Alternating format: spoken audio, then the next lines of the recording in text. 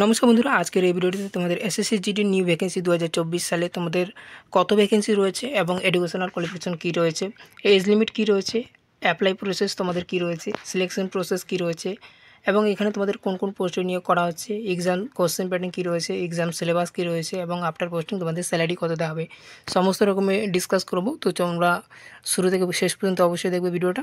তো চলো ভিডিওটি শুরু করা যাক। দেখে নাও, এখানে তোমাদের সবার প্রথম তোমাদের এডুকেশনাল কোয়ালিফিকেশন কী রয়েছে। দেখে নাও, এডুকেশনাল কোয়ালিফিকেশন তোমাদের কিন্তু 10 পাস যোগ্যতা রাখা হয়েছে।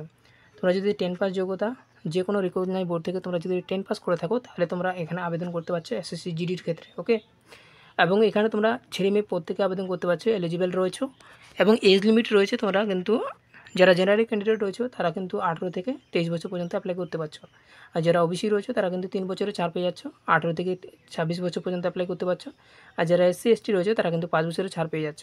ঠিক আছে, তারা কিন্তু 18 থেকে 28 বছর পর্যন্ত অ্যাপ্লাই করতে পারছে। অ্যাপ্লাই প্রসেস তোমাদের রয়েছে অনলাইন মোডে, তোমাদের আবেদন করতে হবে ssc.gov.in এই ওয়েবসাইটে গিয়ে তোমাদের কিন্তু অনলাইন আবেদন করতে হবে। এবার চলে আসি তোমাদের অ্যাপ্লিকেশন ফিটা কী রয়েছে। দেখো, এসসি এসটি এবং জেনারেল পিডাব্লিউ ক্যাটাগরি সবার জন্য কিন্তু আইএনআর রাখা হয়েছে, ইন্ডিয়ান রুপিস হিসেবে তোমাদের কিন্তু 100 টাকা অ্যাপ্লিকেশন ফি দিতে হচ্ছে। এবার চলে আসি তোমাদের সিলেকশন প্রসেস কী রয়েছে, কীরকম ধরনের কীভাবে তোমাদের সিলেকশন করা হবে। দেখে নাও, সর্বপ্রথম তোমাদের সিবিটি পরীক্ষা নেওয়া হবে, সিবিটি অর্থাৎ কম্পিউটার বেস টেস্ট নেওয়া হবে। তারপর পিএসটি ফিজিক্যাল স্ট্যান্ডার্ড টেস্ট নেওয়া হবে, এখানে হাইট ওয়েট এবং চেস্টগুলো মাপা হবে। তারপর পিইটি নেওয়া হবে, এখানে তোমাদের রান, এখানে দৌড়াদৌড়ি পরীক্ষা হবে, দৌড়াদৌড়ি করা হবে।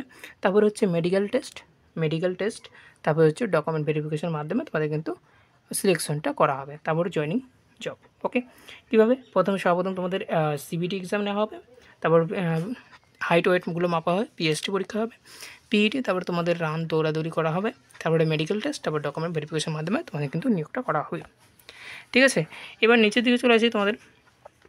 দেখে নাও, এখানে তোমাদের কোন কোন পোস্টে নিয়োগ করা আছে। বিএসএফ পদে নিয়োগ করা আছে, বিএসএফ এ পদে নিয়োগ করা আছে, সিআইএসএফ বি পদে নিয়োগ করা হচ্ছে, সিআরপিএফ সি পদে নিয়োগ করা হচ্ছে, এসএসবি ডি পদে নিয়োগ করা হচ্ছে এবং আইটিবিপি ই পদে নিয়োগ করা হচ্ছে, আসাম রাইফেলস এফ পদে নিয়োগ করা হচ্ছে এবং এসএসএফ এইচ এই পদে তোমাদের কিন্তু এই পদগুলোতে নিয়োগ করা হচ্ছে, এই পোস্টগুলোতে নিয়োগ করা হচ্ছে।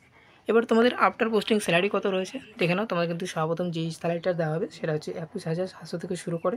তোমাদের কিন্তু ট্রেনিংয়ের প্রথমে তোমাদের কিন্তু 21,700 টাকা তোমাদের স্যালারি দেওয়া হবে। তারপর আস্তে করে তোমাদের কিন্তু 23,000, তারপরের মাসে তোমাদের কিন্তু 23,527 টাকা দেওয়া হবে, 23,527। তারপরে তৃতীয় মাসে তোমাদের কিন্তু 69,100 টাকা করে তোমাদের কিন্তু প্রতি মাসে শুরু হয়ে যাবে। ঠিক 25,000 থেকে 30,000 প্লাস তোমাদের কিন্তু ভ্যাকেন্সি থাকবে।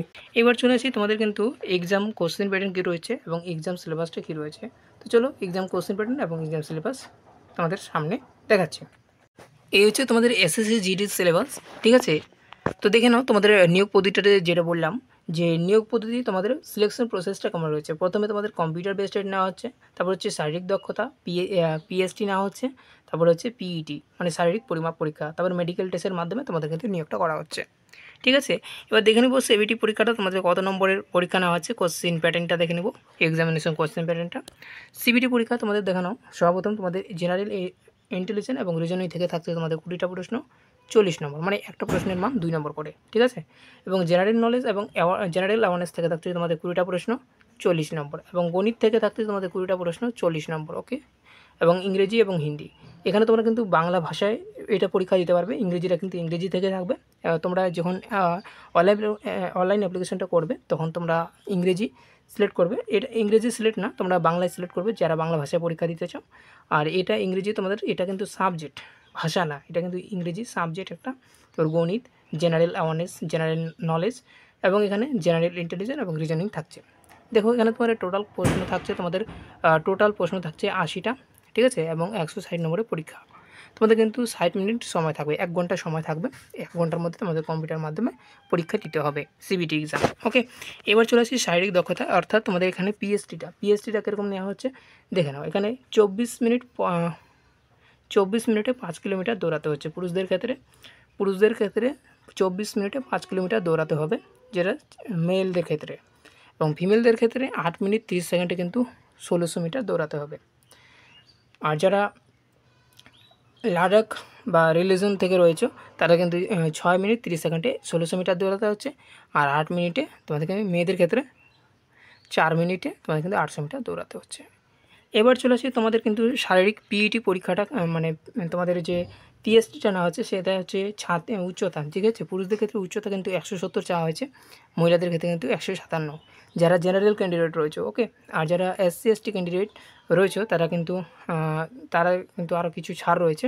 তোমরা কিন্তু 165 পুরুষদের ক্ষেত্রে এবং মহিলাদের ক্ষেত্রে 152 রয়েছে, ঠিক আছে। এবং জেনারেল ক্যান্ডিডেটের ক্ষেত্রে এবং SC ST এবং EWSদের ক্ষেত্রেও কিন্তু বুকের যে ছাতিটা রয়েছে মানে 80 সেমি তোমাদের এমনি লাগছে, 80 সেমি, এবং 5 সেমি কিন্তু ফোলাতে হচ্ছে, ঠিক আছে। আর মহিলাদের ক্ষেত্রে ওটা নেই, ছাতির কোনো চেস্ট নেওয়া হবে না, ওকে, ঠিক আছে।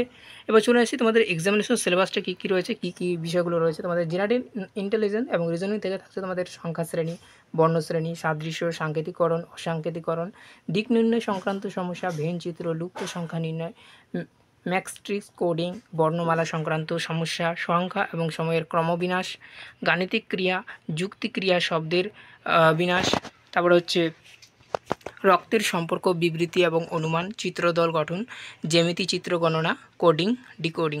তারপরে জেনারেল অ্যাওয়ারনেস এবং জেনারেল নলেজ থেকে যে প্রশ্নগুলো তোমাদের যে অধ্যায়গুলো থাকছে, কারেন্ট অ্যাফেয়ার্স থাকছে, খেলাধুলা থাকছে, তোমার ইতিহাস থাকছে, সংস্কৃত থাকছে, ভূগোল, অর্থনীতি, পলিটি, তারপর ভারতীয় সংবিধান, সাধারণ জ্ঞান এবং গণিত থেকে যে অধ্যায়গুলো রয়েছে তোমাদের অনুপাত, সমানুপাত, অংশীদারি কারবার, গড়, সময় কার্য, নল চৌবাচ্চা, সময় দূরত্ব, ট্রেন সংক্রান্ত সময় ও দূরত্ব, নৌকা ও স্রোত, শতকরা, লাভ ক্ষতি, সরল সুদ, চক্রবৃদ্ধি হার, সমাহার বৃদ্ধি হ্রাস, মিশ্রণ ইত্যাদি।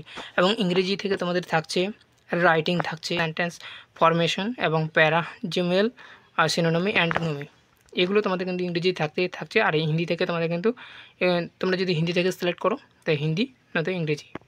তো আমি প্রত্যেকে বলবো ইংরেজিটা সিলেক্ট করবে, ইংরেজি তোমরা এখানে গ্রামারগুলো পেয়ে যাবে, ঠিক আছে। আর এটা তোমরা বাংলা ভাষায় পরীক্ষা দিতে পারবে যখন অনলাইন অ্যাপ্লিকেশন করবে, তোমরা বাংলা এক্সামিনেশন বাংলা তোমরা সিলেক্ট করে নেবে, ওকে। তো আজকে এই পর্যন্ত ভিডিওটি ছিল। ভিডিওটি যদি ভালো থাকে ভিডিওটিকে অবশ্যই লাইক করে দেবে, চ্যানেলে নতুন হতে গেলে চ্যানেলটিকে অবশ্যই সাবস্ক্রাইব করে রাখবে। থ্যাংক ইউ, ধন্যবাদ, জয় হিন্দ।